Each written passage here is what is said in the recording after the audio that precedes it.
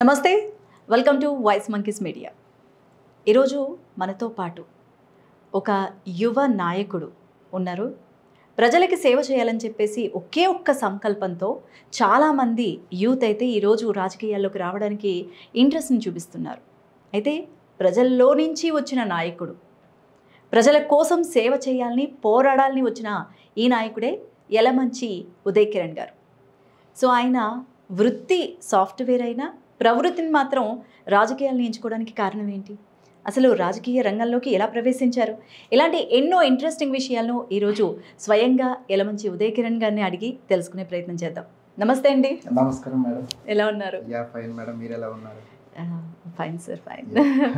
So happy అండి మీరు ఇలాగా మా స్టూడియోకి రావడం. మంచి ఫాలోయింగ్ ఉన్నది కదా మీకు సోషల్ మీడియాలో. ఓ పిఆర్ టీమ్ని మెయింటైన్ చేస్తున్నారా ఏంటి? పిఆర్ టీమ్ ప్రెసెంట్ ఏం లేదు మేడం. మేము ఏదైతే కార్యక్రమాలు చేస్తున్నాం అవే సోషల్ మీడియాలో పెడుతున్నాం, దానికి ప్రజలు మమ్మల్ని ఆదరిస్తున్నారు. హ్యూజ్ రెస్పాన్స్ అసలు. Yes yes. ఊహించారా? స్టార్టింగ్ మేము ఎప్పుడైతే ఈ సోషల్ యాక్టివిటీ స్టార్ట్ చేసామో సో అప్పుడు ఇనిషియల్గా కొంత రెస్పాన్స్ బాగుంది. బట్ డే బై డే మేము చేసిన యాక్టివిటీస్ ఏవైతే ఉన్నాయో వాటికి రెస్పాన్స్ అయితే చాలా బాగా వచ్చింది. అది హ్యూజ్, అంటే పెద్ద పెద్ద నాయకుల దగ్గర కూడా మన ప్రొఫైల్ అనేది వెళ్ళింది. ఓకే, అంటే చారిటీ నుంచి ఇటు పొలిటీషియన్ వైపు మీ మార్గాన్ని అటువైపు తిప్పేసింది కదా, టర్న్ చేసింది. యాక్చువల్గా ఈ సోషల్ యాక్టివిటీస్ అనేవి 2012 నుంచి చేస్తున్నాను మేడం. 2012 నుంచి కూడా నేను అప్పుడు ఐటీలో జాయిన్ అయ్యాను. ఐటీలో జాయిన్ అయినప్పటి నుంచి సో మేము అంటే నాకు వచ్చే సంపాదనలో ఎంతో కొంత సోషల్ యాక్టివిటీస్ చేసుకుంటూ ముందుకెళ్తున్నాను అనమాట. సాఫ్ట్వేర్ ఉన్నప్పటి నుంచి చేసుకుంటూ వెళ్తున్నాము. బట్ ఒక ఎక్స్టెంట్ లో మాకేమనిపించిందంటే ఇప్పుడు మాకు వచ్చే దాంట్లో మేము కొంతవరకే స్పెండ్ చేసి మేము చేయగలము. ఇప్పుడు రాజకీయాల్లోకి పొలిటికల్ ఫీల్డ్లోకి వస్తే మేము ఇంకా బెటర్గా చేయగలమని చెప్పేసి ఇది మేము ప్రవృత్తిగా ఎంచుకొని ముందుకు సాగుతున్నాం. ఓకే, అంటే ఇప్పుడు సాఫ్ట్వేర్ ఎంప్లాయీగా మంచి లక్షల్లో ఆదాయం వస్తుంది, హ్యాపీగా నెలంతా హ్యాపీగా గడిచిపోతుంది ఆరామ్సే అన్నట్టు. అలాంటిది మీరు సాఫ్ట్వేర్ ఎంప్లాయ్మెంట్ అంటే ఆ ఉద్యోగాన్ని వదిలేసి రాజకీయాల్లోకి రావడానికి ఇంట్రెస్ట్ ఉంది అని ఇంట్లో వాళ్ళకి చెప్పినప్పుడు ఇంట్లో వాళ్ళ నుంచి ఎలాంటి రెస్పాన్స్ వచ్చింది?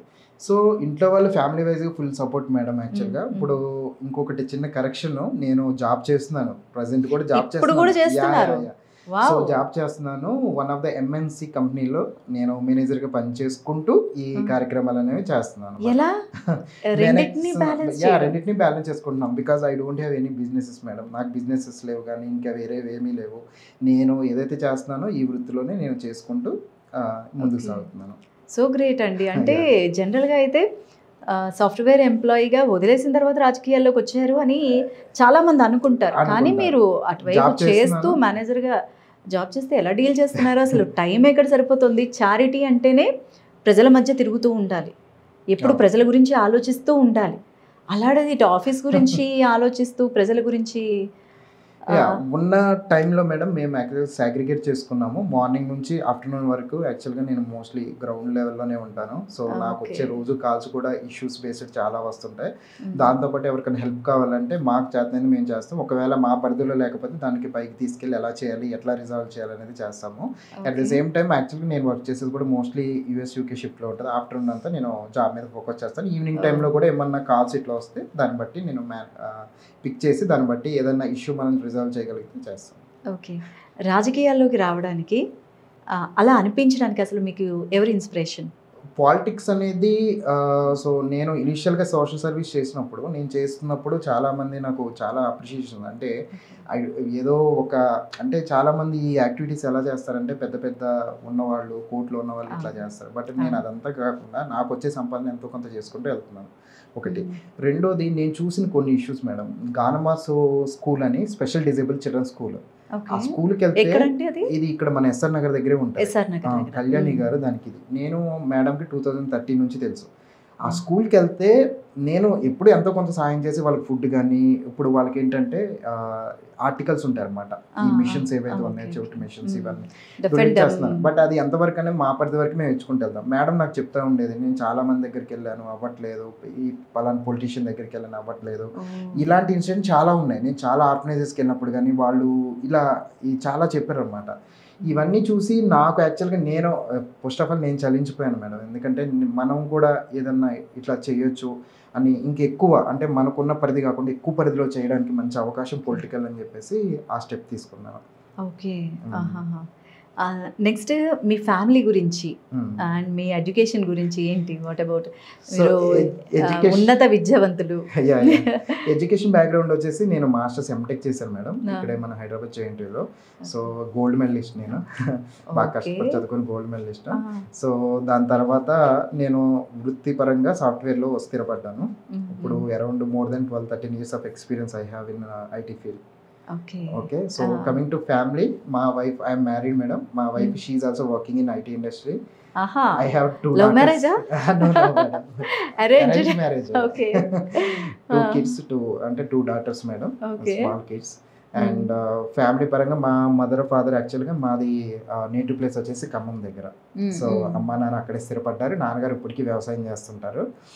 సో నాకు ఒక అక్క కూడా ఉన్నారు, వాళ్ళు యూఎస్లో సెటిల్ మేడం, సెటిల్డ్. సో నాకు యాక్చువల్గా ఈ పొలిటికల్ ఫీల్డ్లో కూడా వీళ్ళ ప్రోత్సాహం చాలా వరకు ఉంది. ఇప్పుడు మా వైఫ్ అయితేనేమి, మా పేరెంట్స్ అయితేనేమి, ముఖ్యంగా కేవీ రావు గారు మా మామగారు, ఇప్పుడు మా వైఫ్ వాళ్ళ ఫాదర్, ఆయన కూడా చాలా ప్రోత్సహించి ఫస్ట్లో కూడా అంటే మేము ఇలా తిరుగుతుంది చూసి నువ్వు బాగా చేయగలవు చేస్తావు అని చెప్పేసి ఆయన ఇచ్చిన ఎంకరేజ్మెంట్ ఈ రోజు మర్చిపోలేను.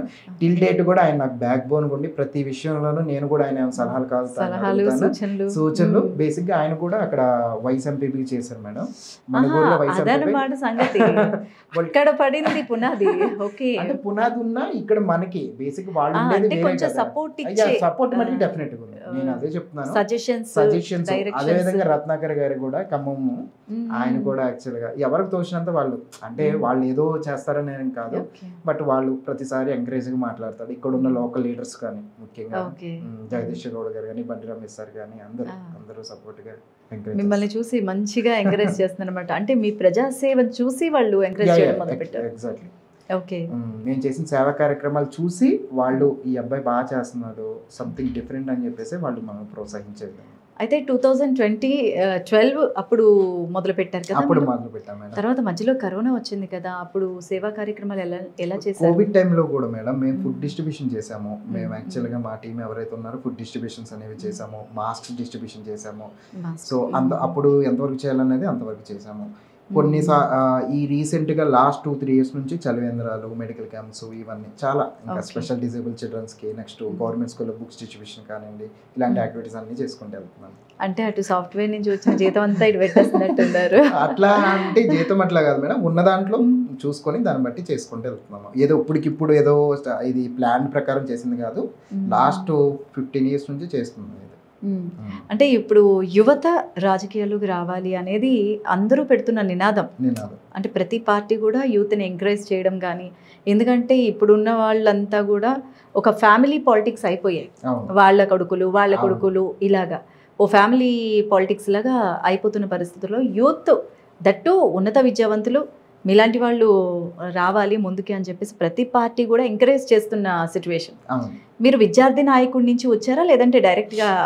నేను విద్యార్థి నాయకుడి నుంచి వచ్చాను మేడం. నేను డిప్లొమా అంటే పాలిటెక్నిక్ చదివే టైంలో నుంచి నేను స్టూడెంట్ లీడర్గా చేశాను, స్టూడెంట్ వింగ్ లీడర్గా చేశాను. అప్పటి నుంచి కూడా నేను స్టూడెంట్స్ సమస్యలు ఏవైతే ఉన్నాయో వాటి మీద చేయడం.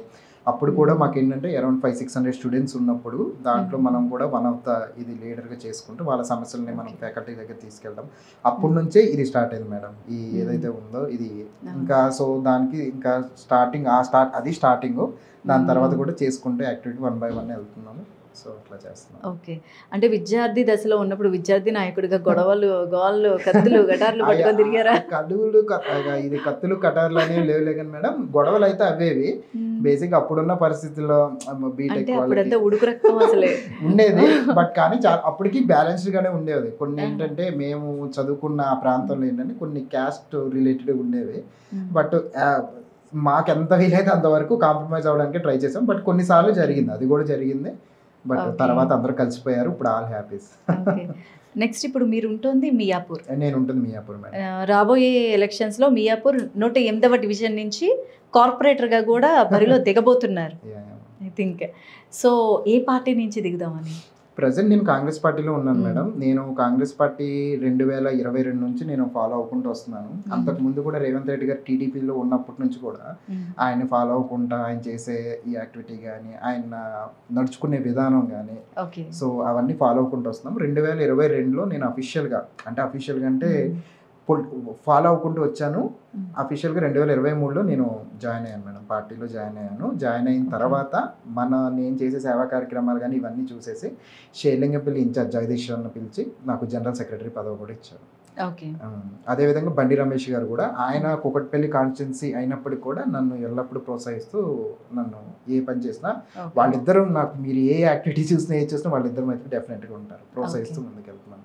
అంటే మిగతా పార్టీని ఎందుకు సెలెక్ట్ చేసుకోకపోవడానికి కారణం? ఈవెన్ మొన్నటి వరకు అధికారంలో ఉన్నది, అంటే మీరు 2022 నుంచి వచ్చారంటున్నారు, అప్పుడు అధికారంలో ఉన్నది టీఆర్ఎస్, అండ్ తర్వాత కూడా బీజేపీ కూడా మనకి కేంద్రంలో ఉన్నది కాబట్టి ఆ రెండింటిని కాదని కాంగ్రెస్ని ఎంచుకోవడానికి ఏమైనా కారణం ఉందా? మెయిన్ రీజన్, కాంగ్రెస్ పార్టీ అనేది సెక్యులర్ పార్టీ మేడం. అంటే కుల మతాలకు అతీతంగా, ఇప్పుడు అంటే ఒక ప్రాంతానికో లేకపోతే ఒక రీజియన్కో ఒక క్యాస్ట్కో కాకుండా అందరినీ సమానంగా చూస్తారు. అది నాకు నచ్చింది. అంటే వేరే పార్టీస్ చేయవని కాదు, బట్ మీకు తెలుసు కొన్ని పార్టీస్ అనేది కొన్ని వాటి మీద వెళ్తుంది. బట్ నేను పర్టికులర్ కాంగ్రెస్ ఎంచుకోవడానికి అది సెక్యులర్ పార్టీ, అందరూ కలుపుకొని వెళ్తుంది. సో అందుకని, అది కాక మనకి ఇప్పుడు స్వతంత్రం వచ్చిన కాడ నుంచి మీరు చూస్తే కాంగ్రెస్ పార్టీ, ఇప్పుడు క్రిస్టియన్స్ ఉంటారు, ముస్లిమ్స్ ఉంటారు, అన్ని కమ్యూనిటీని కలుపుకొని వెళ్ళే పార్టీ ఏదంటే కాంగ్రెస్ పార్టీ. అందుకే నేను కాంగ్రెస్ పార్టీని ఎంచుకోవడం జరిగింది. ఓకే. మియాపూర్లో చాలా మంది లీడర్స్ ఉన్నారు, అంటే మీ కంటే ముందు బడా లీడర్స్, దట్టు ఒక పదవి ఉందంటే దానికోసం కొట్టుకునే వాళ్ళు, దానికోసం ట్రై చేసేవాళ్ళు వెనకాల ఖచ్చితంగా ఒక 20 మంది వరకు 10 మంది వరకు అన్నా ఖచ్చితంగా ఉంటారు. మరి వాళ్ళందరినీ దాటుకొని, అసలు వాళ్ళందరినీ పక్కకి తోసుకొని ఎలాగా పాసిబుల్ అవుతుంది అనుకుంటున్నారా? Definitely madam. బికాజ్ మేము వెళ్ళే దారి ఏదైతే ఉందో, మేము ఎంచుకుంది, అంటే ఇప్పుడు పొలిటీషియన్స్ ఎట్లా ఉందంటే మార్కెట్లో మీరు చూస్తే ఎలక్షన్ టైంలో వచ్చేసి ఆ కొన్ని రోజులు కొంచెం కనపడే జనాల్లో, మళ్ళీ తర్వాత కనిపించరు. వీళ్ళు ఎక్కడ ఫీల్డ్లో కానీ గ్రౌండ్లో కానీ ఎవరు ఏ సమస్య వచ్చినా పట్టించుకోరు. మేము దానికి ఆపోజిట్ వేలో, అంటే ఎలా అంటే ప్రతి నిత్యం మేము జనాల్లో ఉండుకుంటా, అంటే పార్టీ నుంచి మేము కొన్ని యాక్టివిటీస్ చేయలేకపోవచ్చు, బట్ కానీ నాకున్న పరిధిలో సోషల్ యాక్టివిటీస్ ఇప్పుడు మెడికల్ క్యాంప్ పెట్టాం మేడం డివిజన్లో, 700 మంది పైగా వినియోగించుకున్నారు. సిమిలర్గా చలివేంద్రాలు, ఎప్పుడు ఏదో ఒక ప్రతి సీజన్లో చలివేంద్రాలు పెడుతున్నాము. మెడికల్ క్యాంప్ పెట్టినప్పుడు కూడా 700 పై చిలుకు, ఇట్లా నెక్స్ట్ గవర్నమెంట్ స్కూల్లో బుక్స్ డిస్ట్రిబ్యూషన్. అంటే విద్య వైద్యం అనేదే కాకుండా అన్ని, ఇప్పుడు ఎవరైతే ఉన్నారో స్లమ్లో ఉండే పీపుల్ కానీ మా వర్క్ ఎంత అయితే అంత చేసుకుంటే వెళ్తున్నాము. మేము ఆ రాజకీయాలు ఏదైతే ఇప్పుడు రెగ్యులర్ పొలిటీషియన్గా కాకుండా ఒక డిఫరెంట్ వేలో మేము చేసుకుంటూ వెళ్తున్నాం. డెఫినెట్గా వాళ్ళందరితో కంపేర్ చేస్తే మేము ముందే ఉంటాం, ఎందుకంటే రేపు పొద్దున చేసినప్పుడు ఏం చేసామన్నప్పుడు మన దగ్గర ప్రొఫైల్ ఉండాలి కదా మేడం. మేము చేసుకుంటూ వెళ్తున్నాము. సో దాని వేలో చూస్తే మేము వాళ్ళందరినీ దాటుకొని టాప్లో ఉన్నారు. యాక్చువల్లీ టాప్లో ఉన్నారు, నా టాక్ అయితే ఉంది. ఒకవేళ మీరు కార్పొరేటర్గా గెలిచిన తర్వాత మీరు పాత పద్ధతి అవలంబిస్తారు అన్న అభిప్రాయం ఒకవేళ ప్రజలకు ఉంటే మీరేం చెప్తారు? పాత పద్ధతి అనేది డెఫినెట్గా అవలంబించేది లేదు మేడం. డెఫినెట్గా ఇప్పుడు ఎలా అయితే ఉన్నానో అదే విధంగా నేను ముందుకు సాగుతాను. అదేవిధంగా ప్రజలకు ఎప్పుడు 24 hours నేను అవైలబుల్ అనే ఉంటాను. నాకు మా పరిధిలో ఉన్న ఏ సమస్య అయినా పలాని మనిషి వచ్చి ఈ సమస్య ఉందని చెప్తే ఆ ఇష్యూని ఏదైతే ఉందో మా పరిధిలో మేము రిజాల్వ్ చేస్తాము.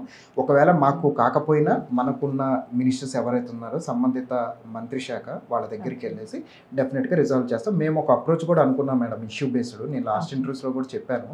సో కేటగరైజ్ చేసి ఇష్యూ బేస్డ్ కేటగరైజ్ చేసి యాక్చువల్గా బేస్డ్ ఆన్ సివియారిటీ ప్రయారిటీ అంటే చేసి L1, L2, L3, L4 లాగా చేసి, ఇప్పుడు సపోజ్ ఒక ఇష్యూ ఉంది మేడం, దానివల్ల మేజర్గా ఒక 2000-3000 మంది ఇంపాక్ట్ అయ్యారు అనుకోండి, ఆ ఇష్యూని వితిన్ 24 to 48 hours రిజాల్వ్ అయ్యేలాగా అట్లా ఒక ప్లాన్ ప్రకారం వెళ్తాం. సిమిలర్గా L2 ఇష్యూస్ అంటే ప్రయారిటీ బట్ 3-4 days అయినా పర్లేదు అని చెప్పేసేదానికి అదొక విధంగా. సిమిలర్గా L3, L4 అంటే చిన్న ఇష్యూస్, ఇప్పుడు దానివల్ల పెద్ద ఇదేమి ఉండదు, బట్ డెఫినెట్గా అట్లా time frame, main time frame ఒకటి పెట్టుకొని అది ఒక టీం పెట్టుకొని ఇట్లా ఇష్యూ బేస్డ్ రిజాల్వ్ చేద్దామని చెప్పేసి ప్లాన్ ఉంది.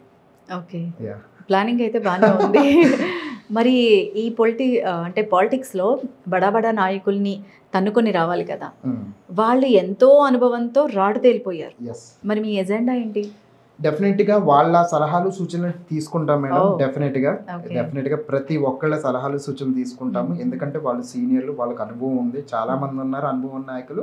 ఒకవేళ మేము ఎక్కడైనా స్టక్ అయినా ఏదైనా ఇష్యూ దాని గురించి డెఫినెట్గా వాళ్ళ సలహాలు సూచనలు తీసుకొని ముందుకెళ్తాం మేడం.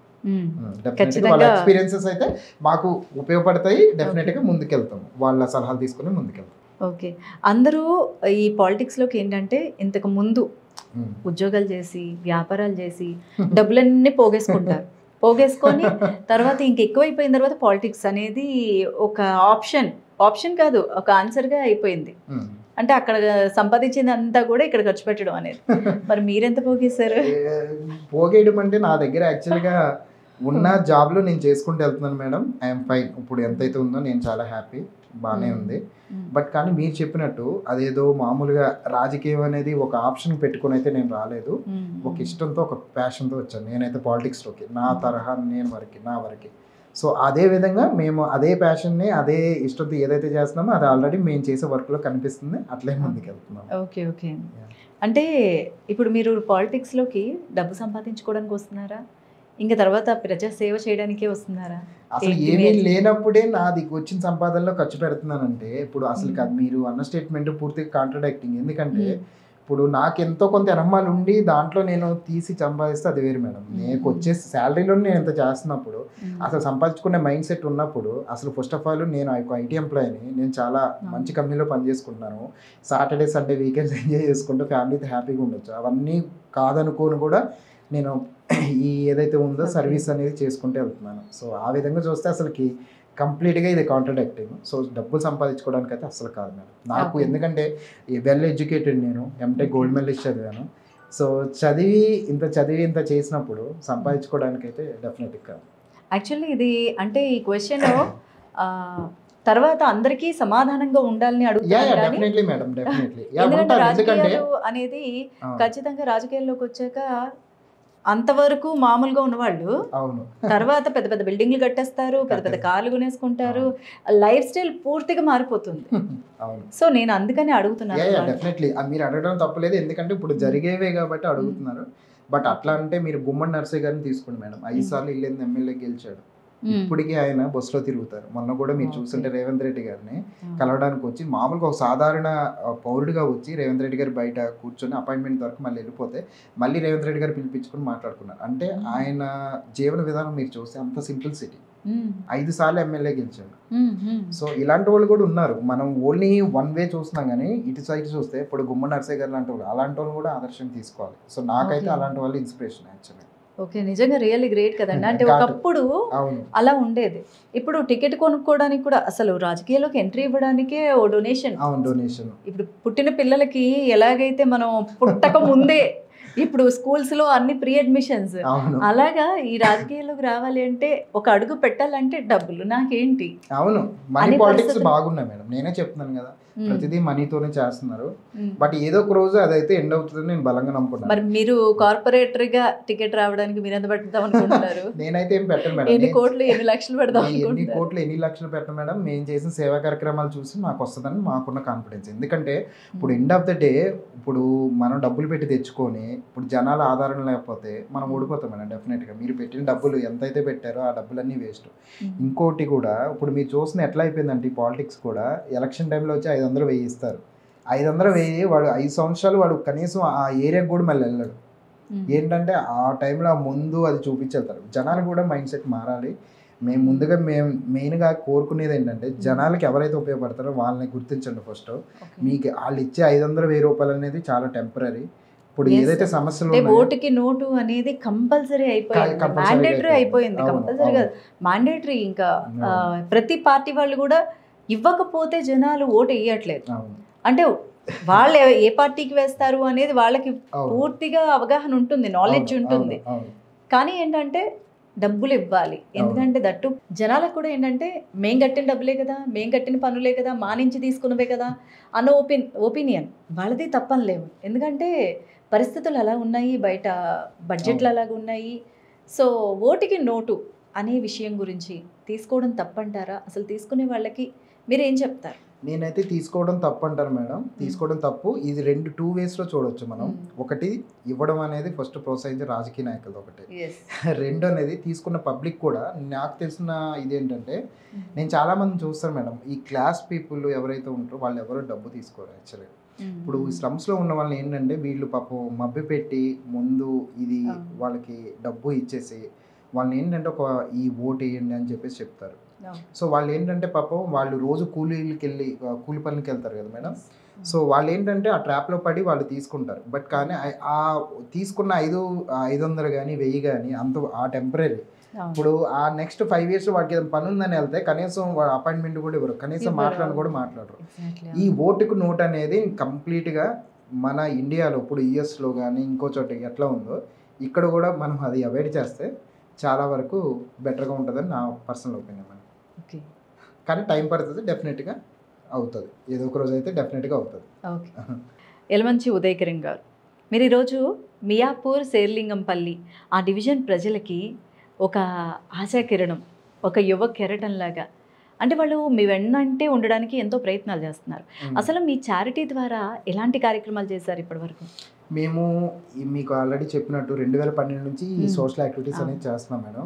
పర్టికులర్గా లాస్ట్ 1.5-2 years నుంచి అయితే చలివేంద్రాలు డివిజన్లో చలివేంద్రాలు ఏర్పాటు చేశాము. అదేవిధంగా మెగా మెడికల్ క్యాంప్ అని చెప్పేసి ఎవరు చేయని విధంగా డిఫరెంట్ హాస్పిటల్స్ని తీసుకొచ్చి అన్ని రకాల టెస్టులు ఏవైతే ఉన్నాయి, ఈసీజీ కానీ, టుడీకో కానీ, మామూలుగా ఈ సిబిపి కానీ, ఇవన్నీ టెస్టులు, ఐ టెస్టులు కానీ, నెక్స్ట్ ఇయర్ మొత్తం అన్నీ చేసుకుంటే ఫ్రీ మెడిసిన్స్ కూడా ప్రొవైడ్ చేశాం మేడం. యాక్చువల్గా దానికి కూడా మంచి రెస్పాన్స్ వచ్చింది. అదేవిధంగా గవర్నమెంట్ స్కూల్లో నోట్బుక్స్ డిస్ట్రిబ్యూషన్ 500 కిడ్స్కి, చిల్డ్రన్స్కి నోట్బుక్స్ డిస్ట్రిబ్యూషన్ చేశాము.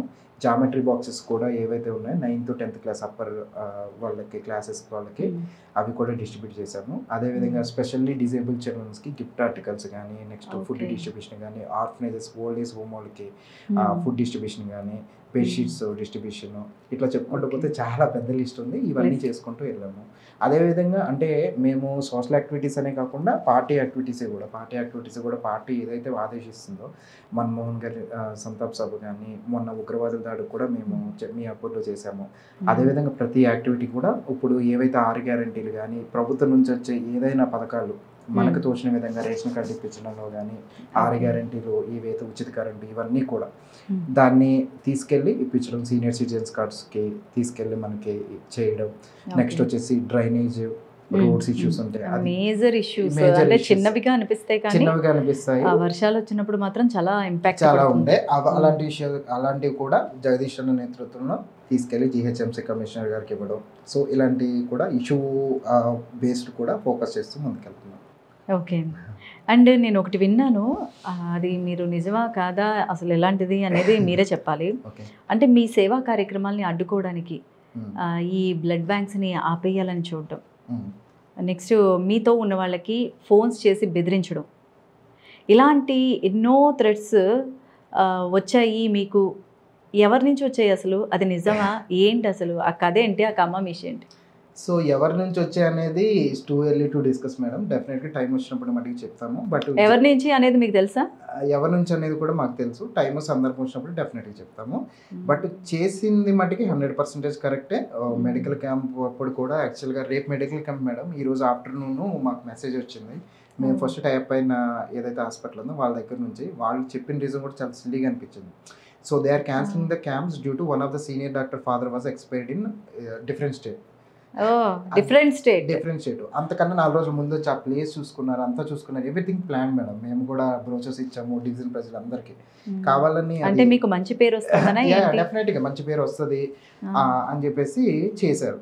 అప్పటికి మేము ఎక్కడ వెనక్కి తగ్గకుండా ఆ ఉన్న టైంలో ఏదైతే ఉందో ఆ టైంలో జగదీష్ అన్న లేదా బండి రమేష్ గారు సపోర్ట్ తీసుకొని వాళ్ళకి ఏదైతే కాంటాక్ట్స్ ఉన్నాయో వాళ్ళ కాంటాక్ట్స్, మా దగ్గర ఉన్న కాంటాక్ట్స్ కూడా చూసి వేరే హాస్పిటల్ని అదే టైంకి అదే నెక్స్ట్ డే సక్సెస్ఫుల్గా మెడికల్ క్యాంప్ రన్ చేసాము. ఇంకొక హైలైట్ ఏంటంటే ఇందులో ఈ మెడికల్ క్యాంప్కి మన రెవెన్యూ మినిస్టర్ గారు పొంగులేటి శ్రీనివాస్ రెడ్డి గారు వచ్చారు. ఇంకా హైలైట్ ఎందుకంటే డివిజన్కి ఆయన వచ్చి ఆ మెడికల్ క్యాంప్ కోసం ఉండి 10 minutes మాతో స్పెండ్ చేసి వెళ్ళారు. అది మాకు చాలా హ్యాపీ. చాలా ఎక్కడ ఓడిపోయామో అక్కడే ఎత్తుకోవాలన్నట్టు. ఎగ్జాక్ట్లీ చాలా చేశారు. నాట్ ఓన్లీ అది, ఇంకా బర్త్డే అప్పుడు పోస్టర్స్ కూడా చింపేశారు మేడం. బేసిక్ గా ఇప్పుడు జిహెచ్ఎంసీ పరిధిలో ఏదైనా సరే 24 hours అనేది ఉంచాలి. బట్ నా బర్త్డే ఆ రోజే January 30, January 29 నైట్ నుంచి పాపం మా టీం వాళ్ళకి కూడా ఈ సందర్భంగా నేను థ్యాంక్స్ చెప్పుకోవాలి. ఎందుకంటే 2 days నిద్ర లేకోకుండా 1000కి పైగా పోస్టులు వేశారు మేడం. కేవలం అభిమానంతో వాళ్ళు అంత చేస్తే దీన్ని ఒక కక్షపూరితంగా తీసుకొని ఆ పోస్టర్స్ అన్ని చింపించుకుంటూ వెళ్ళారు. చింపించుకుంటూ వెళ్తే ఆ రోజు మార్నింగ్ బర్త్డే రోజు మార్నింగ్ కూడా మా కళ్ళ ముందే చింపితే వీళ్ళు వెళ్ళి మా టీం కూడా వీడియోస్ కూడా తీసి చేశారు, ఎవరు చేశారు ఏంటనేది మనకి తెలుసు. ఇట్లా పలానా వ్యక్తులు అంటే వాళ్ళు అధికారులతో చేయించారా, వాళ్ళే చేశారా? అంటే ఏం లేదు మేడం, ఇక్కడ సింపుల్ లాజిక్ ఇందులో ఏం లేదు. ఈర్ష్య అంటే ఒకళ్ళు షైన్ అవుతుందంటే ఆబ్వియస్గా కింద వేరే వాళ్ళకి ఏమనిపిస్తుంది, ఏదో విధంగా చేయాలి, అట్లా అట్లా చేశారు అన్నమాట, డిగ్రేడ్ చేసేలాగా చేశారు. బట్ మేము అన్నీ పట్టించుకోలేదు. అదే రోజు నైట్ కూడా బర్త్డే యాక్చువల్గా మా కమ్యూనిటీ హాల్లో పెట్టామన్నమాట. నేను ఉంటాను ఏదైతే ఉందో సక్సెస్ఫుల్గా మంచిగా 600+ వచ్చారు. చాలా బాగా జరిగింది కార్యక్రమం కూడా. అండ్ మీతో ఉన్న వాళ్ళకి కూడా ఫోన్ కాల్స్ వచ్చి ఇలాగా అలాగా అని అంటే అలా అంటే వాళ్ళని అంటే ఎందుకు వెళ్తున్నావు, ఎందుకు అటు వెళ్ళాలి అని చెప్పేసి మా వైపు వచ్చేయి, మా వైపు వచ్చి ఎందుకు అటు వెళ్ళాల్సి వస్తుంది, మీకేం తక్కువ చేసామని రకరకాలుగా అడుగుతున్నారు. బట్ వాళ్ళకి ఫుల్ క్లారిటీ ఉంది మేడం. ఇప్పుడు ఇన్ని రోజులు లేని చలనం అనేది ఇప్పుడు చలనం వచ్చింది. ఇప్పుడు ఏ వ్యక్తులు అయితే వీళ్ళు చేస్తున్నారో వీళ్ళకి చలనం వచ్చింది. ఎందుకు వచ్చిందంటే ఆబ్వియస్గా ఇప్పుడు మేము మంచి కార్యక్రమాలు చేస్తున్నామని మనల్ని ఆదరిస్తున్నారు మేడం, వీళ్ళందరూ వస్తున్నారు. అందుకే ఎక్కడ రోజు రోజుకి వాళ్ళు ఇట్లా అవుతుందని చెప్పేసి వాళ్ళు ఇక నా పక్కన తిరిగి వాళ్ళు ఫోన్లు చేయడం ఏదో ఒకటి ఇట్లా చేస్తున్నారు. బట్ ఏంటంటే నాకున్న ఇదేంటంటే వాళ్ళే నాకు ఫోన్ చేసి ఇట్లా ఇట్లా జరుగుతుంది, ఇట్లా ఇట్లా మాకు మా సపోర్ట్ మీకు ఎప్పుడు ఉంటుంది. అంటే కొంతమందికి ఏంటంటే బిజినెసెస్ ఉన్నాయి, అంటే అటువైపు ఉన్న వాళ్ళు కూడా మీ వైపు మాట్లాడతారు. బిజినెసెస్ ఉన్న వాళ్ళు ఇప్పుడు ఏంటంటే బయటకు వస్తే ఏడ బిజినెస్ ఇబ్బంది అవుతుందో ఇంకా రకరకాలుగా ఆలోచిస్తారు కదా madam. But end of the day నేను ఒకటే చెప్తున్నాను, సరే ఈ కార్యక్రమాన్ని ఎవరు చెడగొట్టినా వాళ్ళు ఏదైనా, సో నేను ఒక యువకుడిగా ముందుకు వచ్చాను మేడం. సోషల్ సర్వీస్ చేసుకుంటా, యాక్టివిటీస్ చేసుకుంటా, నేను పాలిటిక్స్లోకి వచ్చి సర్వీస్ చేయాలని ఒక ఇంటెన్షన్, ఒక ప్యాషన్తో నేను వచ్చాను. డెఫినెట్గా సపోర్ట్ చేయండి, ఎంకరేజ్ చేయండి. ఈ రోజు నాలాంటి ఒక యువకుడిని ప్రోత్సహిస్తే రేపు నెక్స్ట్ 35 years 30 years నేను ఆ పలానా టైంలో నాకు బూస్ట్ ఇచ్చారని చెప్పేసి వాళ్ళ గురించి నేను డెఫినెట్గా చెప్పుకుంటాను, ఆలోచిస్తారు, ఎంకరేజ్ చేసుకుంటారు పలానా వాళ్ళు. అంతేగాని ఇలా కక్షపూర్తిగా చేయడం వల్ల ఎవరో శాశ్వతం కాదు కదా. మీరు చూస్తున్నారు ఎంతో మంది మా ఎమ్మెల్యే ఓడిపోయిన ఇది ఉంది, ఇందిరాగాంధీ గారు, ఎన్టీఆర్ లాంటి వాళ్ళు ఓడిపోయారు. మనం అసలు వాళ్ళ ముందు ఇదేమి కాదు. రాజకీయాల్లో గెలుపోవటములు సహజం, కానీ ఏంటంటే ఉన్న పరిధిలో అందరూ కలుపుకొని పని చేసుకుంటూ ముందుకెళ్ళాలి. నేను అందరికీ అదే చెప్తున్నాను మేడం. ఈ ఇంటర్వ్యూ ద్వారా కూడా నేను మళ్ళీ చెప్తున్నాను, నాకు ఇప్పటికీ ఎవరి మీద కోపం, ద్వేషం ఇలాంటివి ఏమీ లేవు. బట్ కానీ నాలాంటి ఒక యువకుడిని సపోర్ట్ చేయండి. డెఫినెట్గా రేపు రానున్న రోజుల్లో నేను నెక్స్ట్ 35 yearsలో నేను ఒక పొజిషన్కి వెళ్ళాక పలానా టైంలో నన్ను ఇలా బూస్ట్ చేశారు, ఇలా హెల్ప్ చేశారు అని చెప్పేసి నేను గర్వంగా చెప్పుకుంటాను. అంటే ఇంకా వాళ్ళ మీద కక్ష కానీ తీర్చుకుంటా రేపు నా టైం వస్తుంది అట్లా నేను చాలా బ్యాలెన్స్డ్ గానే ఉంటారు. ఇప్పుడు మా టీం ఆ రోజు బర్త్డే పోస్టర్ చింపినప్పుడు కూడా చాలా ఆవేశంతో ఉన్నారు. మాకు ఒక ఛానల్ కూడా, పెద్ద ఛానల్ కూడా మాకు అప్రోచ్ అయింది, మాకు ఆ వీడియోస్ ఏంటంటే మేము వేస్తామన్నారు. కానీ లేదు అని చెప్పేసి నేను సున్నితంగా తిరస్కరించాను. ఎందుకంటే మనము రేపు ప్రజాక్షేత్రంలో ఉంటాం మేడం. ఈ రోజు చిన్న చిన్న ఇంకెన్నో చూడాల్సి వస్తుంది నాకు తెలుసు. అవన్నీ ప్రిపేర్ అయ్యి మేము వచ్చాము. డెఫినెట్గా టైం వస్తుంది మాకు కూడా డెఫినెట్గా. మరి మీ ఇంట్లో వాళ్ళకి బెదిరింపులు ఇలాంటివి ఏమన్నా ఉన్నాయా? ఇంట్లో వాళ్ళకి బెదిరింపులు అసలు ఛాన్స్ లేదు. ఇంట్లో వాళ్ళకి బెదిరింపులు అయితే ఇంకా లేదు, ఛాన్స్ కూడా లేదు అసలు. ఇంట్లో వాళ్ళ వరకు వెళ్ళలేదు, ఇంకా ఎందుకు చేయలేరు. ఓన్లీ నా పక్కన తిరిగే వాళ్ళని, లేకపోతే నేను ఏదైనా కార్యక్రమం చేస్తే ఆ కార్యక్రమాన్ని ఏదో విధంగా అడ్డుకోవాలి. సో ఇలాంటివి ఏమైనా చేస్తారేమో కానీ ఇంకా అక్కడ వరకు అయితే ఫ్యామిలీ వరకు అయితే రాలేదు. ఓకే, అంటే ఇప్పుడు ఈ రాజకీయాల్లో ఎంతో ఎక్స్పీరియన్స్ ఉండాలి. మరి ఇప్పుడు ఈ కార్పొరేటర్గా ఈ కార్పొరేటర్ ఎలక్షన్స్లో పోటీ చేయడానికి మీ దగ్గర ఉన్న ఎజెండా ఏంటి? నా దగ్గర ఉన్న ఎజెండా ఒకటే మేడం. రేపు నాకు ఒకవేళ అవకాశం వచ్చి నేను ప్రజాక్షేత్రంలో కనుక నిలబడితే డెఫినెట్గా మేము చేసిన కార్యక్రమాలు అనేది చూపించుకుంటాము. అంటే ఏదో 2-3 సంవత్సరాలు చేసినవి కాదు, మేము ఫస్ట్ నుంచి చేసి చూపించుకుంటాము. అలాంగ్ విత్ దట్ ఇప్పుడు ఏదైతే మన రేవంత్ రెడ్డి గారి ప్రభుత్వం కానీ ఏదైతే పథకాలు పెట్టిందో ఆ పథకాల్లో కూడా జనాల్లోకి కొంతవరకు ఏదైతే పేదలకు ఉపయోగపడిందో ఆ పథకాలు కూడా జనాల్లోకి బలంగా తీసుకెళ్తాము.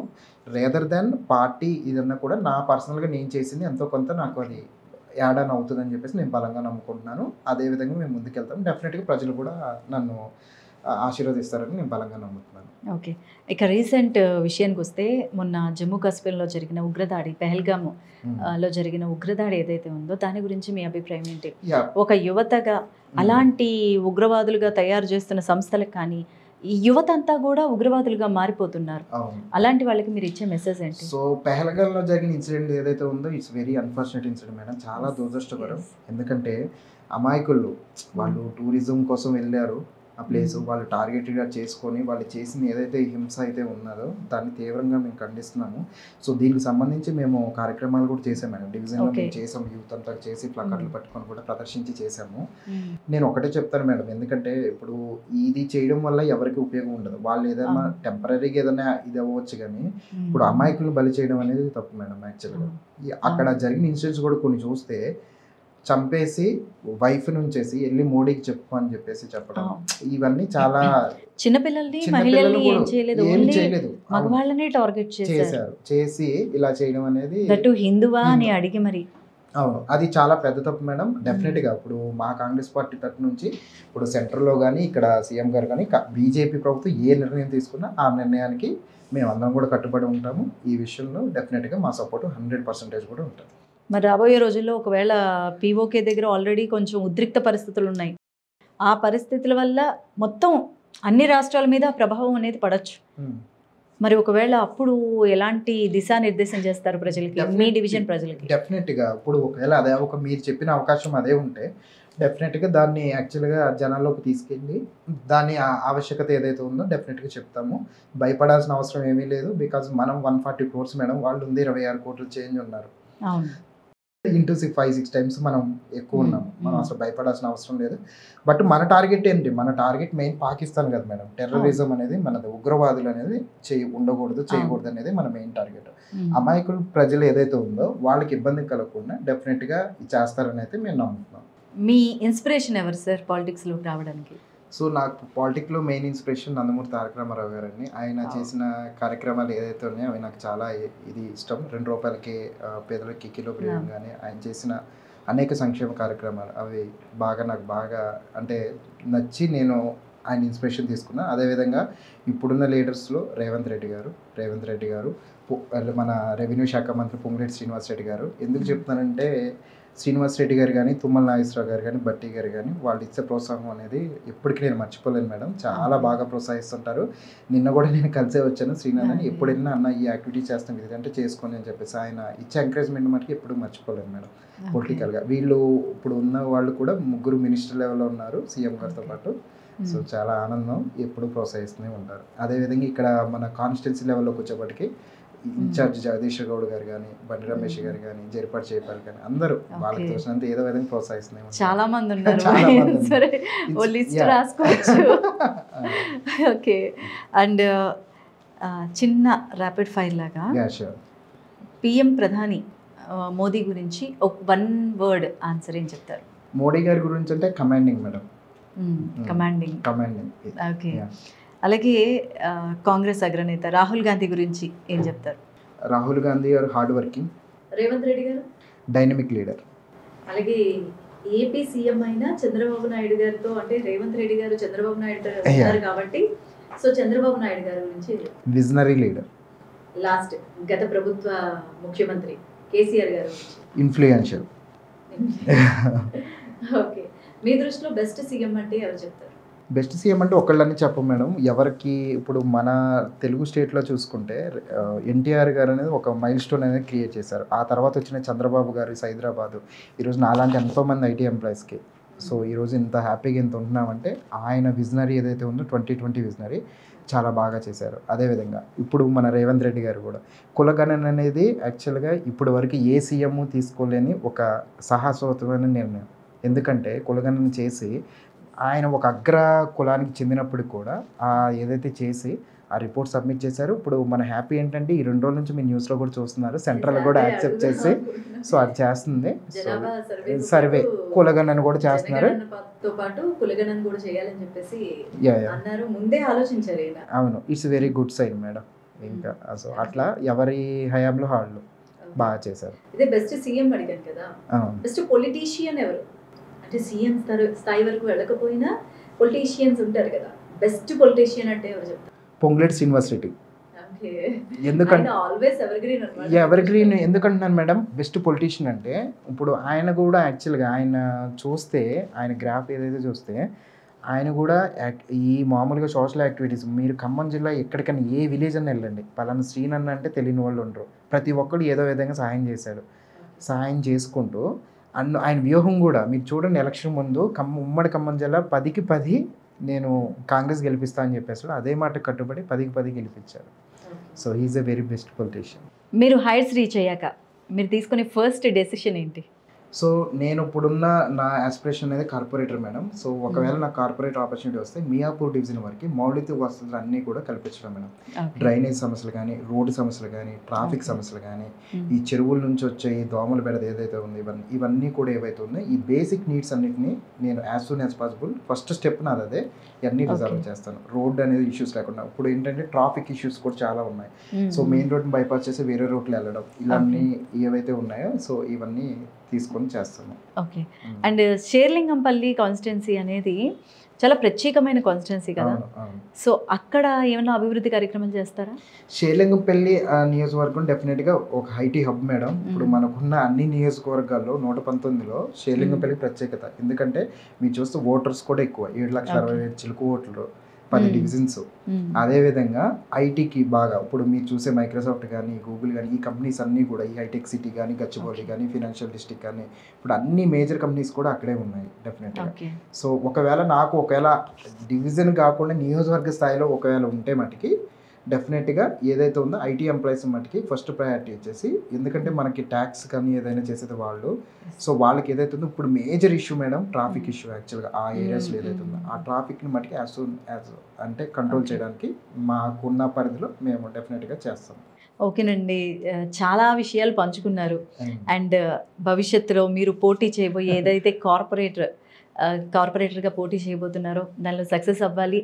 అండ్ మియాపూర్ మీ ఆధ్వర్యంలో ఇంకా మరింత ముందుకే వెళ్ళాలి డెవలప్మెంట్ విషయంలో. సో మీకు అంతా మంచి జరగాలని మనస్ఫూర్తిగా కోరుకుంటూ, నెక్స్ట్ రాబోయే ఒక పొలిటీషియన్ కార్పొరేటరే కాదు, ఆ నెక్స్ట్ మరిన్ని ఉన్నత శిఖరాలు కూడా అధిరోహించాలని మనస్ఫూర్తిగా కోరుకుంటున్నానండి. Thank you so much madam. Thank you.